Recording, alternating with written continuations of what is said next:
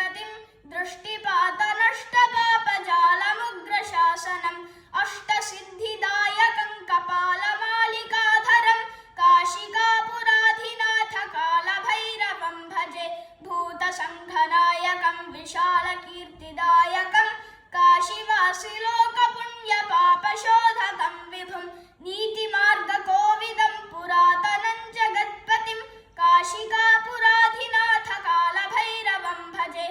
कालभैरवाष्टकं पठन्ति ये मनोहरं ज्ञानमुक्तिसाधकं विचित्रपुण्यवर्धनं शोकमोहलोभदैन्यकोपतापनाशनं ते प्रयान्ति कालभैरवाङ्घ्रिसन्निधिं ध्रुवम्